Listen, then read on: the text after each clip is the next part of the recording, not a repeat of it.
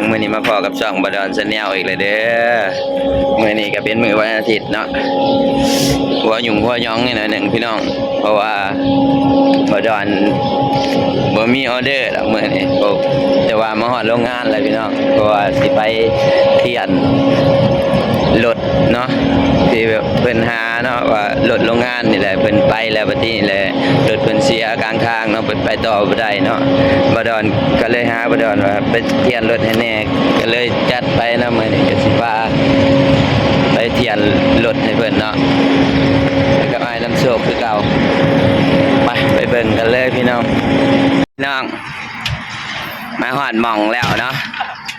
หม่องรถเพิ่นเสียเนาะนี่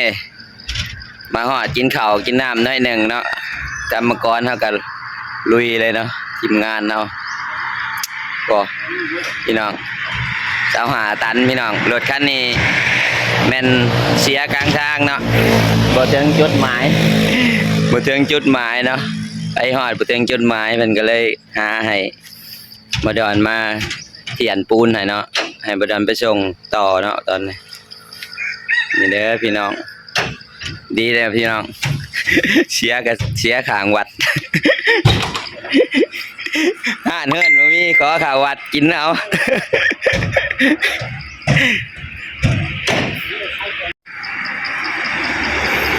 จัดไปสายตึงได้นี่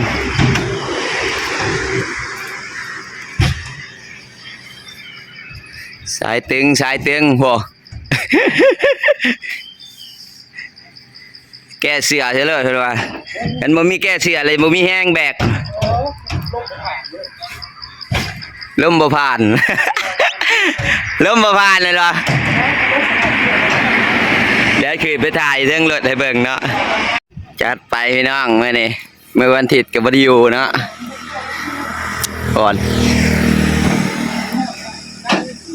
ไปต่อเลยพี่น้องมื้อนี้เนาะเดี๋ยวสิขึ้นไปเทิงรถก่อนเอาเพลงไปเปิดให้เพิ่นก่อนเพิ่นฟังเพลงม่วนล่ะ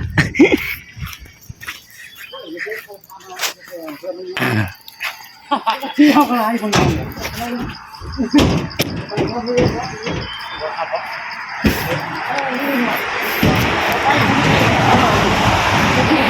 ไปต่อบ่ได้คันนี้เนาะ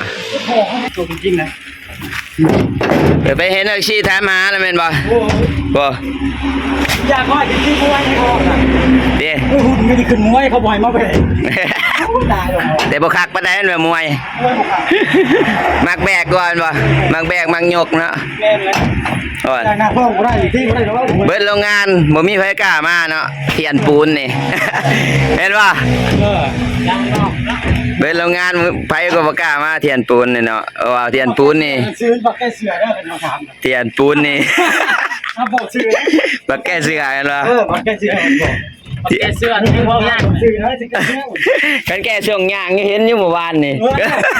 ช่วงธรรมดา3 ไป 4นี่ต้องเอาได้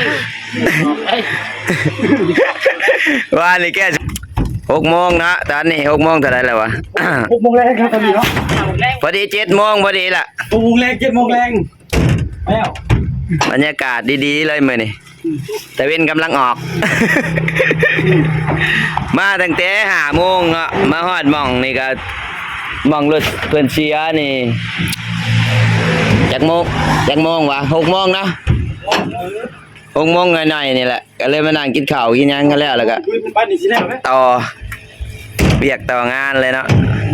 เดี๋ยวเทียนแล้วจังสิถ่ายให้เบิ่งอีกทีหนึ่งเด้อเปิดเพลงก่อนตอนนี้เดี๋ยวมันสิบ่มีแห้งงัดบ่มีแห้งแบกปูนได้ดิได้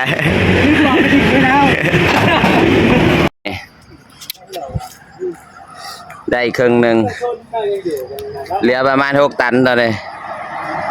ผักเบรกบ่ไหวแดดแห้ง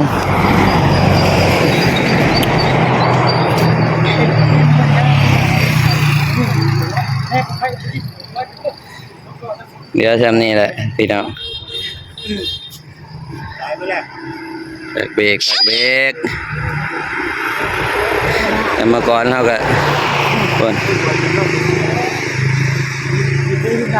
เงาไป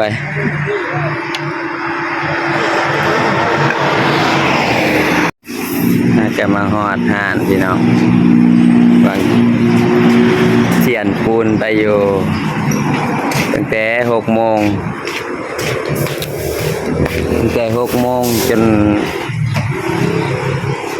จนฮอดประมาณ10 โมงเทียนปูนเทียนจากรถคันที่มันเสียตอนนี้ฮะก็ฮอดหาน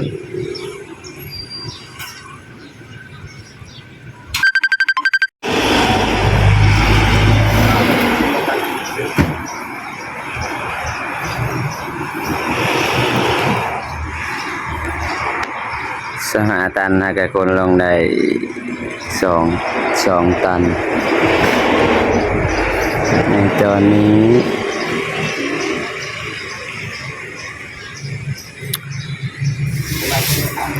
แดดคักแดดแน่พี่น้อง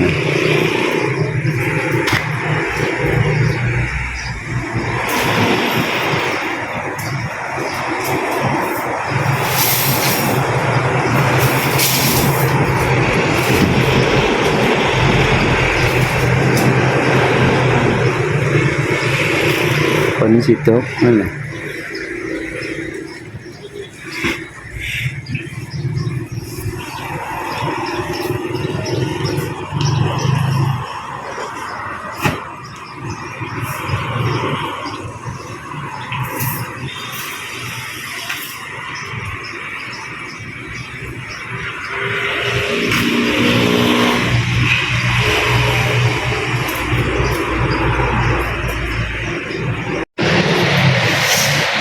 เก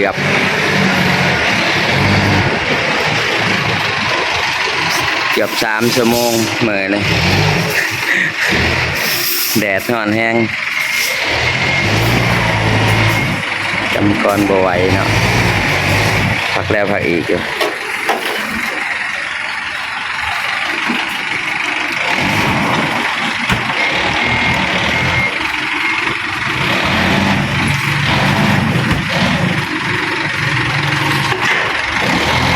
ลุยเป็นลุยทำงานเอา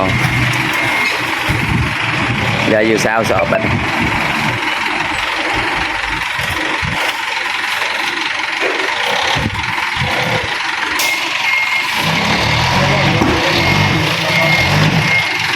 ลุย